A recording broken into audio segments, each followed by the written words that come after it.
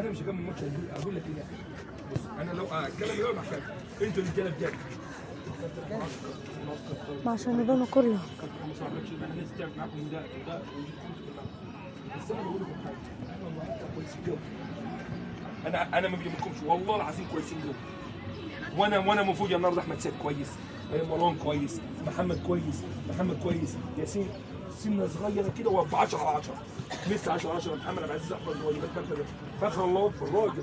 محمد كويس بس بلاش الحته تحت، يعني بلاش تحت بدل في الكوره كتير. انا بلعب بالي بص اعمل انت عايز تعمل في النص التاني، لكن النهارده عليا الطلاق رجاله.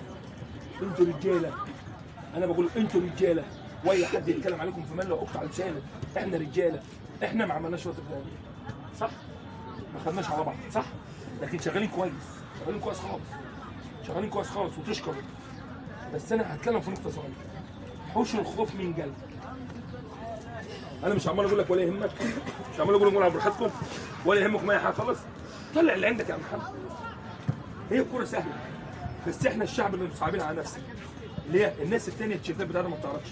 يعني انتوا مسكتوا كام كوره باص وتروح لمروان مين يبدا باص ومحمد يطلع بيها من تحت وزياد يطلع بيها من تحت وشغالين كويس صح يا محمد؟ ميسي خد كوره قراوه شغالين كويس.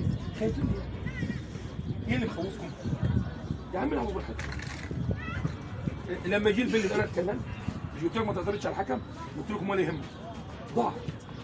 انا بقول لك يا عم طلع كل اللي عندك يا عم. كان ده في مشكله اتغلبنا ولا يهمكم رجاله، كسبنا الحمد لله. بس كده النتيجه كاتبها ربنا سبحانه وتعالى.